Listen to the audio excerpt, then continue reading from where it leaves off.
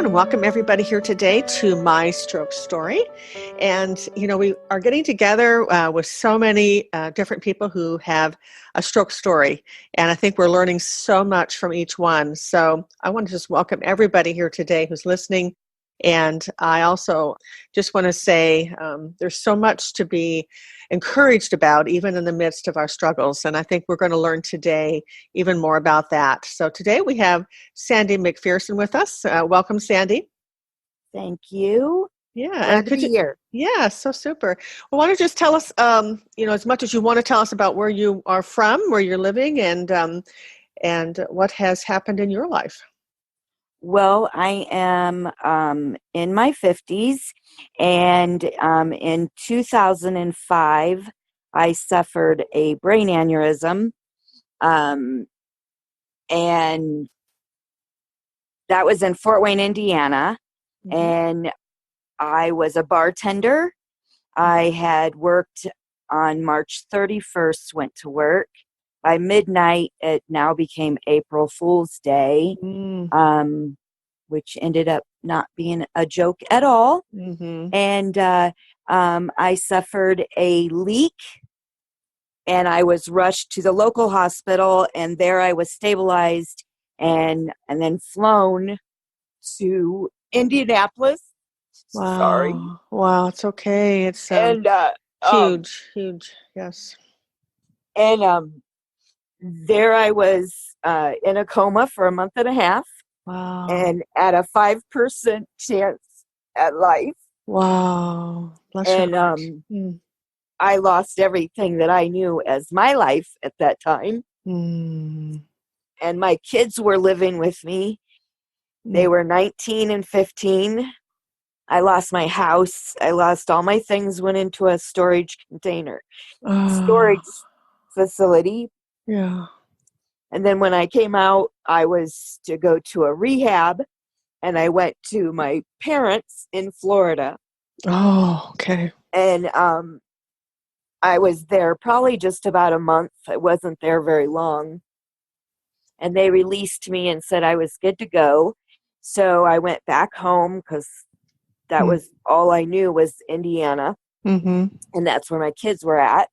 And by this time, I had also lost custody of my daughter because she had to have I had to sign her over to her dad.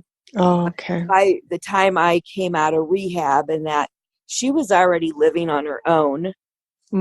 So both my kids were pretty self-sufficient by this time. Wow. And I went and got my car. I got my dog, and I went to my storage container, and I picked 4 storage containers, I guess, of clothes, and I put them in my car, and I asked for my old job back. Wow. And that was the start of losing 8 jobs because the short-term memory kept me from being able to keep a job. Wow. And it was a struggle. I was able to hold on to the last job because it was a small restaurant, very small. It was part of my old term memory because I had worked at that place, so to speak, before. Oh, okay. And so I was able to write everything down. So I was a waitress there was about 12 tables, and I could manage to, put couple and what they were wearing, what they were drinking. And so if, they would ask for a refill on their drink, I wouldn't remember what it was, even though it was right in front of me. But I would have to look at their ticket where I had written it down. Okay. Well, you found a way. I did. It was, for every step that anyone else would take, I say that mine was 5 to 10 more steps. Wow. But I wanted to do it. So I didn't pay much attention that mine was extra. It was just what I had to do. And however, like for anyone, doing those extra steps can wear you out. Mm. And when you're a recovering from your aneurysm, stroke, Yes. you wear out. Oh, yeah. That's a lot of effort, a lot of effort when you're healing and trying to Yeah. find your way. Absolutely.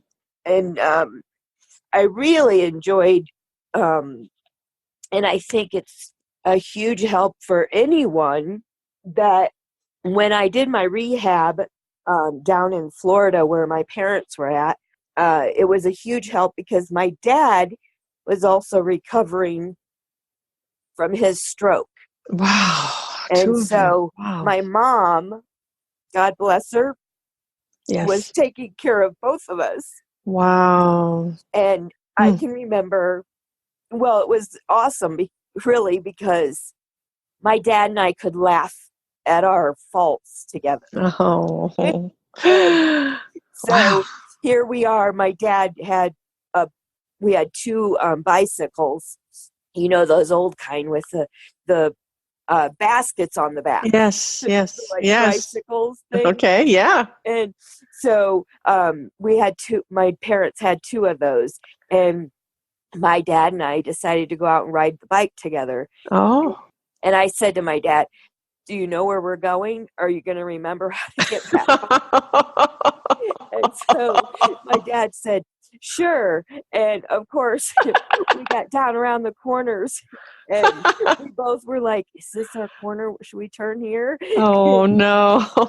We knew, though, that no matter we were where my parents live, Right. we would eventually come back around to their place. But we laughed. And so as we come up to my parents, my mom had snapped a picture of us. And so that's one of my greatest memories, I because bet. Mm. we both were memory loss people. And Oh, wow. here we were out trying to have fun, and laughter is Yeah. one of the best medicines for Isn't you. it? And Oh, yeah, it is. And if yeah. you really can't laugh at yourself, well, then you're going to be upset and angry. So, Yeah, that's true. Yeah. but that was one of the best part of recoveries down there. And then, Oh, like I said, I left, and I just wanted to pick back up sure. where I left off. And you think you should be able to do that because Mhm. you didn't really go through all the loss. And so you don't realize, Right. where you're at. And so Yeah. when I got back home, got my storage containers of clothes, and I was excited because I'm thinking I still didn't know the dynamic of what I had been Of through. course. Yeah. Hmm. And so, why can't I just be able to start where I left off? I'm here, I feel Yeah. good, I'm okay, and Yeah. I don't look like I had any issues. Okay. So yeah, I just Wow. thought that I should be able to start back. But when I actually worked the first night, Mm. um, I can remember people coming up to me just like it had been in the past, but the rest of it was nothing like the past. Right. So walking away to go make the drinks that were ordered, Mm. I didn't remember them. Right. Well, that's And so tough. that recovery of being able to just go back to where I was, that was a reality, because I'm like, what's going on? Why can't I Yeah. remember what The she told missing me? pieces, really, huh? Yeah. Yeah. And so that dynamic of everyone else is expecting you just to be able to do your normal, I'm here to get a drink. What's wrong with you? And Yeah. you can't do that. And your mind is racing all different directions, and nothing makes sense. And so, and I knew, I'm like, why can't I do this? Why can't I know what I'm supposed to be doing, but I can't do it. Yeah. And that was very hard. Right. And then I had closed that bar many, many nights. That was my job before. And somehow, don't know how, I had forgotten to lock one of the doors when I left. And, that's a big security breach. Yeah. And that's a major mistake. Yeah. And, or it could have been, put it that way. And so the boss, not knowing my situation, not knowing, because most people do not know about brain aneurysms. Yeah. They really know about strokes and the outcomes. So he called me and said that it just wasn't going to work and that I could go to his other bar and I could try it there. Okay. Well, I had never worked there before. So you had no memory. Right. It wasn't part of my old term memory. So now I'm having to learn a new establishment, even though I knew how to bartend. Right. I understand. The environment was different. All the cues that you were looking for that we just don't even realize we rely on were not there. Oh, not one. And so I don't even really remember working there. I remember walking in. I remember it overwhelmed me. And the rest I don't remember. Right. And so I didn't keep that one, obviously. Yeah. And I then went from job to job to job. I lost 8 of them, living out of my car, staying wherever I could stay. Wow. I was trying to make it back on my own 2 feet. And when I finally came to the last, when I was working the restaurant, not a bartender, I then, before I was going to lose that job, I decided along with my kids that I needed to move. And I needed to come to Colorado where my sister was at. And she was willing to give me a place to stay, watch over me, and I didn't have to do anything but rehab. Wow. And so I gave everything that I had up. I started completely all over by moving out here. Right. I took my car, my dog, and what could fit in my car. Right. And that was it. And I started all over. Wow. You had the support that you needed, though, when you got there, which was pretty important. Well, absolutely, because I thought I was doing very well. In my head, I didn't think I wasn't remembering. Right. Things to me felt normal, so to speak. Right. But the reactions of everyone else around me, I knew I wasn't. Yeah. If that makes sense. Yeah, it does. Like you think you're going through the motions, right? But you're not getting the response or the responses from people around you that you normally would expect. Right. And so that was, you're struggling to be normal. Yeah. And yet everyone around you you can tell you're not normal. And so it's very confusing. Yeah. Yeah. And little things would start to make me realize, Sandi, you are not normal. You're not the same. When my sister, I was on blood pressure medicine, and I had to take that every night. And of course, I wanted to brush my teeth and do the normal stuff before you go to bed. Right. And thankfully, I guess I lived with my sister, because many times I would do that same steps and I would end up doing it twice or more. Yeah. Yeah. There's no memory, then there's no way to know that it hasn't been done. And I think that's really a good point for you to make to our listeners today, because there'll be those that will have situations very similar to yours. And you're helping us to look on the inside of that situation, because sometimes we just see on the outside, we see somebody doing the same thing over and over again, and we think, why can't they just remember they just brushed their teeth, or why can't they? Well, But it's not something you can turn on and off. It just no, isn't happening. I literally would walk out of the bathroom and go back to the bedroom. And then after I'm in the bedroom, I would say, okay, well, now you need to go brush your teeth and take your pills and go to bed. And that can be dangerous I when you take then would go pills, back right? to the bathroom. And my sister would say, Sandy, what are you doing? And I'm going, well, brushing my teeth so I can go to bed. And she's like, you just did that. Right. And right. I'd go, I did? And so then she would come up and she'd go, fill your toothbrush. Well, of course, it would be wet. Right. And she'd go, you just was in there, Sandy. You just did it. Yeah. And so from then on, I knew that I would have to make sure I could feel my toothbrush. Yeah. Yep. Because if it was wet, then I would go, I must have already done this. Exactly.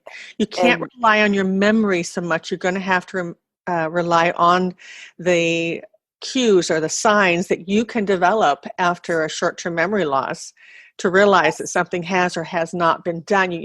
It's a different way of going about your day, because we take that for granted, that ability to remember, and it's amazing, isn't it? Yeah, my pills, I just never had to do anything that would, count my pills or anything like that. And I had to go get one of those containers that divided my pills out for the day. Yep. And do it weekly. And that way I would look and see if, today was Wednesday, and if Wednesdays was still there, then I knew I hadn't taken my pills for the night. Yeah, and those are very good things to use. Dispensers, you can get them at a drugstore or department stores, and you put in the pills just for that day, and sometimes it's even divided between morning and afternoon and evening, Yes. And then you got to do it once a week. You get it all set up, or you have someone help you set it up, and then you just do that. And you're going to have to also, with the calendar, because it probably is easy to forget what day it is sometimes, mark those days off. Boy, is that true. That's where my phone comes in handy for me, because could never to this day I can't always tell you what the date is. And I have to think, okay, what is the day today? Yeah. And if I know that I just say finished Sunday, well then of course today I know, I'll go, okay, well then I know today is Monday. But for me just to tell you what day it is, I'm not going to be able to do that. Yeah. And there's a lot to being able to be normal, so to speak. There's a lot to that after you have to recover, I guess you'd say. Well, sure. Anytime there's a damage to the brain, wherever those areas are, you have effects. So, of course, some people have more of an effect of movement on one side of the body, or speech. Sometimes they can also talk okay, but they don't understand what's being said, or they understand what's being said, but they can't really get the words out, or they can't move their mouth right to get the words out properly. There's so many different things, because the brain is so complicated, But you're bringing out a very good point today with the memory issue, and people who have, arms and legs involved as well can still have memory problems. So that can all be part of the package. Every stroke is different. That's good to talk about this. My history, I did not have any physical symptoms afterwards until later. And I decided that I was never, we knew I could never go back to bartending. I did try one other place here in Colorado when I moved here, and that didn't work either. And so I knew I could never go back to bartending. Years before, had already learned how to do artificial fingernails. And here in Colorado, when I lived here in the 80s, down the street from where my sister lived, I had gotten a job as in a liquor store. And so I was working, but I knew I wanted more. I said, this is not what my life can end up being. I didn't survive to work a liquor store. Right. And so I didn't know what my head could do, but I was willing to try. So I went down to the local college that was there, that was a beauty school. Okay. And I went in and asked them what I could do, maybe to start doing fingernails again. Yeah. And so because I had learned it back in the 80s, they were going to grandfather me in, and all I had to do was go take the state board test. Okay. But then she talked me into learning to do hair. Oh. And I looked at my sister because she was with me, and I said, why not? I go, I don't know if my head can do it or not. It's one more thing that we can add to my list of if I can't do it. And maybe I could. And so we signed me up for it. And I went in, the one plus the three teachers knew my situation and knew that I would have to go over things more than other students, right, to repeat it. And they were, oh my gosh, so good about that. And so at every week, what you learned for that week, then when you started the next week, you just compounded everything. right. So you were always going over what you had already learned. Okay. And so that helped tremendously. It wasn't as if I had to learn and forget what I had already been taught. So did you learn to cut hair? Yes, I did. Good. I graduated. Congratulations. The teachers went over my state board tests with me more than others in the class, so that they knew I'd be ready for it. And then I went to the facility and I took the state board test and I passed. Yay. And so I was able to work. Of course, Great Clips was where I got my first job. And I was able to work that. And I did that for quite a few years. And then I really wanted to go work doing with the elderly. Okay. So I went to work at a retirement community, and it was also a rehab hospital here in town.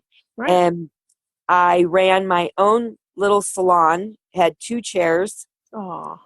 And I was able to run that for 5 years. Wow. Good for you. And, then we aren't real sure. It hasn't, they can't really determine. I developed a limp as I walked.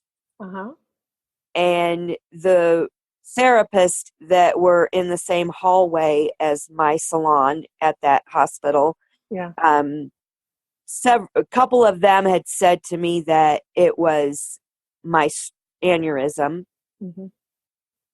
Others said they weren't sure. But because I was not actually working for that facility, I couldn't use them as my therapist. Oh, sure. However, when I went to my own orthopedic, no one could figure out why my hip was doing, or the leg was doing what it was doing. Right. And I got many misdiagnoses. I also went to physical therapy. I did water therapy. I did several things. In the meantime, my shunt that I have in my head, the tubing had come apart in my neck. Oh. So I needed a revision. And that was in 2012. So I had that surgery, and they go through the groin to do that on that same leg that everyone said I was limping on. Okay. And from that point on, I definitely started what they call a gait in my walk. Okay. And when after that procedure, I had told the hospital, I'm not going to go home. My side hurts. You're going to figure this out. Tell me why my side is hurting. And they had put me in an MRI. I had come home. It was however many days later. A nurse called me and said that they had found my problem. Oh. And I had a labrum tear in my hip. Wow. And she said they call it a labrum tear or a dancer's or athletic tear. So she said, what sports or dancing have you been doing? And I laughed and I said, if I could be doing the tango, I would, all of you would be knowing I could do it. And I said, and I sure in heck wasn't playing football. So I explained my job.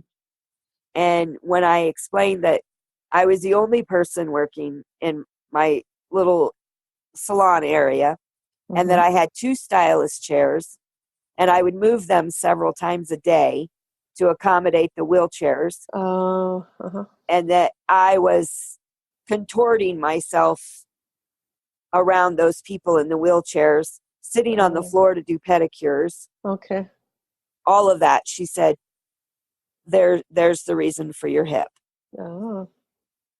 So I waited a year to get my surgery from a very well-known hip doctor in Boulder. And in the meantime was doing some physical therapy. Okay. And a lot of people, as I was told, they do have labrum tears. Most people don't know that they have them. Right. Because they're not evasive. Right. Mine became evasive to me. Invasive, I guess. Yeah. And so I did have to have the surgery. Okay. And I'm still to this day in rehab for. Oh. Even though it's been over a year, the hip labrum tear is fixed.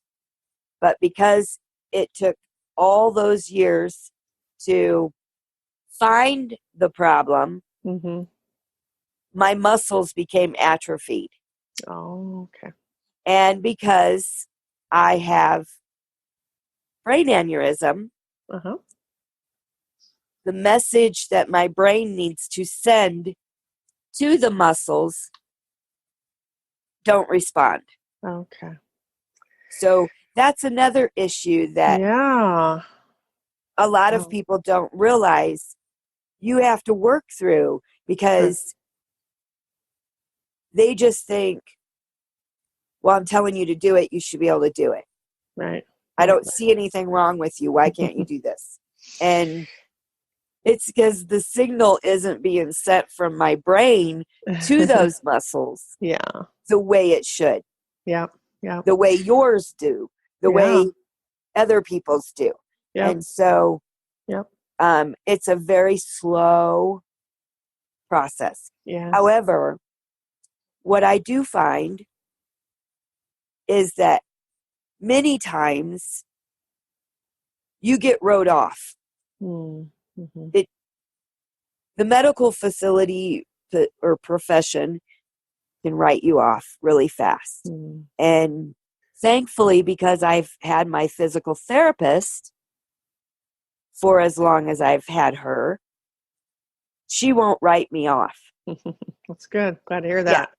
And so, and the hip doctor, between the two of them, they, yes, they continue to work with me. And so just yesterday when I went to therapy, we did another new exercise, and it was able to work the muscle that you don't just usually use on a day-to-day basis. Okay. And what I have learned all this whole time, when you don't use one muscle, there's many other ones that follow, and you don't realize that.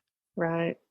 And so, I feel bad for when I see stroke survivors or another aneurysm survivor that physically has side effects.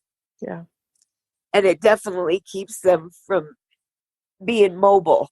Right. And because I know that they would love to be mobile and, of course, be back to normal. And the idea, if you just let them lay there and you really don't push, that's what's going to end up happening. You have given us a lot today, and your journey about facing certainly the unknown and also that which just is out of your control. And I think that's a big thing for anyone who's had an aneurysm or a stroke, is that there are so many aspects to life that we don't realize or take for granted the control we have over them naturally. And when that's taken away, whether it's our memory or our mobility, sometimes even our own advocacy, we feel that in the health system or trying to get a job.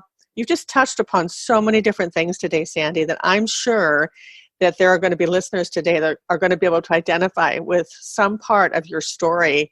And I think that's absolutely fantastic. So we're going to close now for this segment, but I just want to again, hear from you. What would you say to the person who maybe is still in that therapy center or getting ready to get discharged from the hospital and they're getting ready to get home? What thought would you leave with them today as they're anticipating now home life or getting back to that life that they have, whatever that is going to be like? Yeah, patience. Patience. And faith. Yes. Please have faith, because if I didn't have faith in myself that I would be able to do the unknown, I would have never tried. Yeah. Faith in my belief that I could do it. And and don't tell me I can't until I try it and I fail myself. Yes. Give everybody a chance, and our words can be so powerful. And help me to try it. Yes. I can't do it on my own. I will eventually be able to, but at first I need your help. Yes, absolutely. And patience. Absolutely. Excellent. Good. I always knew the ones that were really helping me and the ones that were not really wanting to.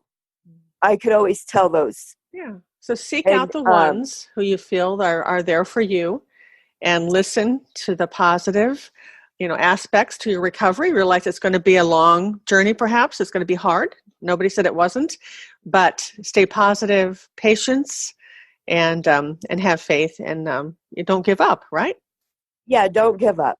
That was that's one of the biggest eye-openers, I think, for me in this was that's wonderful. Thinking that, and my family saying, well, if it didn't happen by now, it's not going to. And I said, that's not right. But you found your sister, and she was there for you. And I proved them wrong. I proved it wrong by being able to do. I did school. I did the stuff. Yes, you did wonderfully. It's amazing. Told I wasn't going to be able to do. Your story is amazing, Sandi. So that's great. So we're going to wrap up this episode of My Stroke Story, and I trust it's been very helpful for many people listening. Again, in the Facebook group, The Stroke Movers, you will find many other stories about my stroke story, and you will be amazed at how people have come back after stroke, and actually how important is the support that they have today. So thank you, Sandi, for your time today, and we look forward to hearing more about what's happening in your life. Awesome. Thank you, Karen. Thanks thanks for joining us for this edition of My Stroke Story. It's a wonderful opportunity to hear the real-life story of other stroke survivors. So, if you've enjoyed this, I would invite you to also come and join us on the Stroke Movers. It's a Facebook group just alive with commentary about stroke and what it's meaning for other people, and most important, about functional exercise, because that's what we're serious about, is finding exercises that will actually meet our functional needs. I hope to see you on the Stroke Movers in the Facebook group.